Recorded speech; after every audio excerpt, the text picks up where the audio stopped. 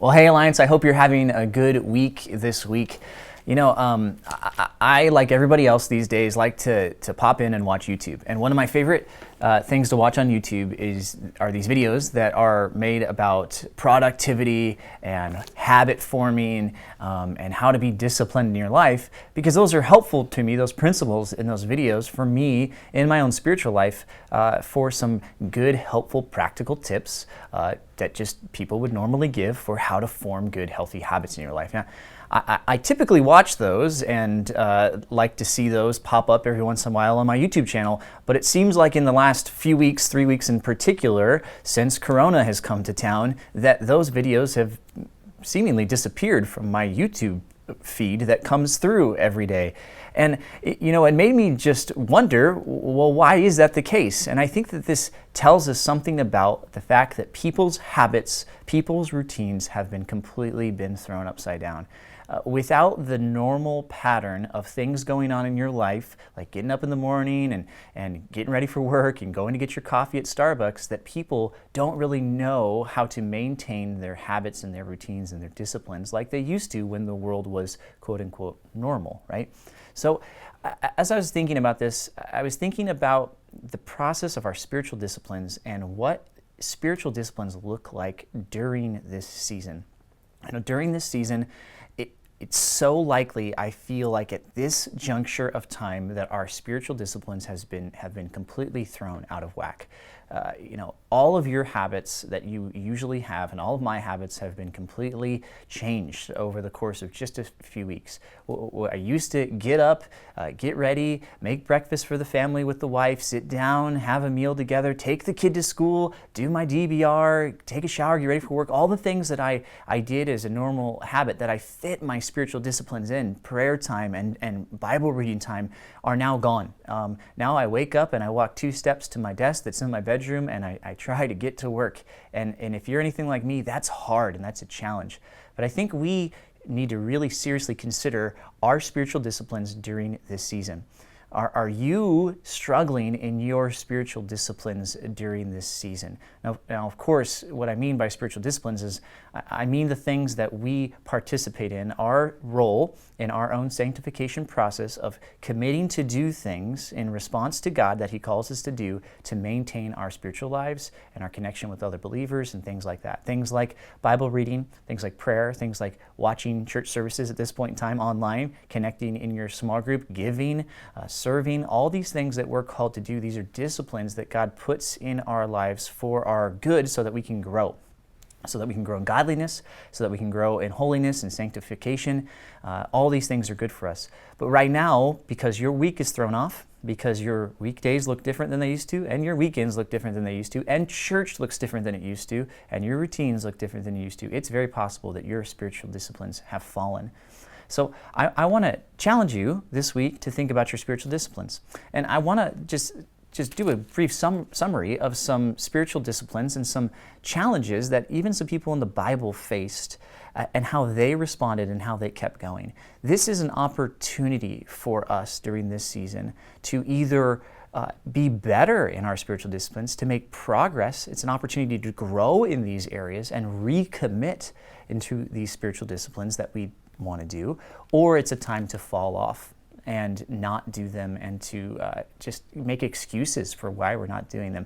And I definitely don't want that to be the case. And I've heard from some of you you're doing well, and some of you have heard it's been challenging. So here's a call for you to think about how to do these better again. Now, I want to just point to a few people that I think are important as we think about this. The first one that came to my mind, which I know is a little bit of a different context, but is Paul telling Timothy that he is to preach the gospel in season and out of season. Now, obviously, he's talking about a pastor who is preaching the gospel to his church, but this whole concept of in season and out of season, I think, is so appropriate for us during this season that we're in. We are not in a season where things are easy for us. Our systems are thrown off, our habits are thrown off. We are in a season where things have become more difficult, more inconvenient, and just more challenging for us in general. And so this is a season that is not easy. And the challenge that Paul gives to Timothy is that we're to continue to do the thing that we're called to do in season when things are good, when things are simple, when things are going smoothly, and out of season when things are hard.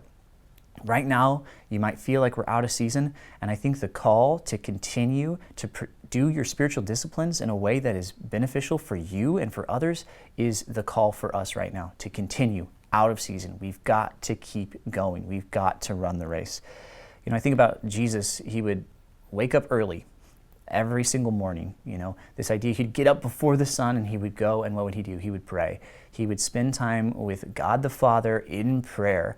And while that might have been his normal routine, his normal habit, his normal pattern, Jesus also didn't stop that when things started to get hard. Think about this last Easter weekend when we talked about Jesus going into the Garden of Gethsemane and praying and weeping and crying and asking and petitioning God during this time where he knew that he was about to go to the cross. When things got difficult for him, he still maintained his prayer life and how important that was.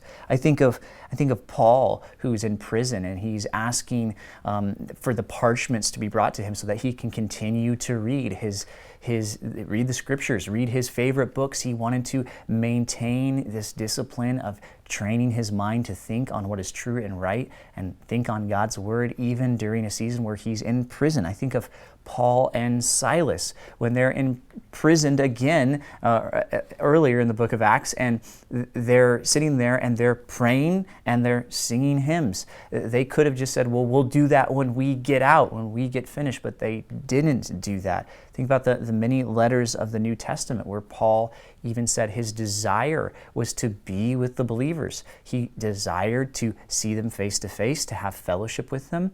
And so there is this ongoing desire for communication with other believers and communion with other believers, this fellowship aspect that's so important to our lives, that we need in our lives.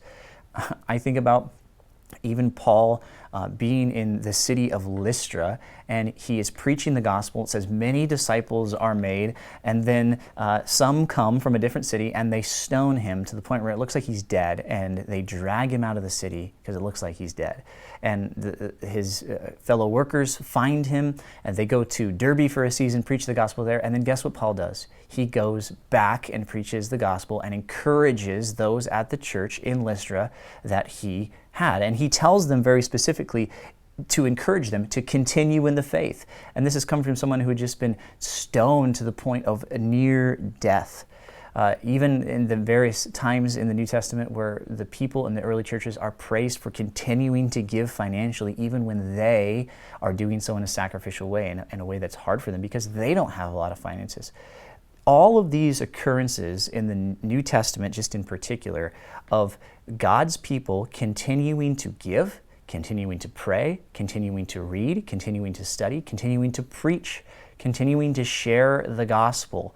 All these things were done under difficult circumstances, and yet they kept on going. They didn't stop. They kept pursuing because they knew the value of these things, that they were not going to grow spiritually and they were not going to honor God through an obedient life to Him if they didn't continue these things up, even in the midst of persecution and difficulty. So here we are sitting in the midst of Corona, and it is thrown off our lives. And we have an opportunity now in the midst of this, which I don't even know if we can say it's a difficulty. I would say this is more of an inconvenience for us, that we can't meet together, that we can't go shopping, that we can't go get our coffee. This is more of an inconvenience for us. Are we going to be the people that double down during this season of inconvenience and maintain and recommit to our spiritual disciplines? You know, we've worked hard to develop these disciplines over time. At least I'm hoping that you have. This is the time right now, not to make an excuse and say, we're going to get to this later. We're going to push this off until we get back to normal. But to say right now is the time where we need to double down in our commitments to what it takes for us to be committed to Christ in doing these particular spiritual disciplines. So this is the thing that God promises us, that if we draw near to God, He's going to draw near to us. That's why we do spiritual disciplines. We know, and the purpose of us committing to these things is so that we can grow in holiness. We don't We don't punch the air aimlessly. We don't run aimlessly. We do these things for a purpose because we know we're going to receive the crown of glory, an eternal crown, and it's going to be worth it as we continue to grow in our sanctification. So it's my challenge for you this week. If you have been falling off on your spiritual disciplines, make a plan.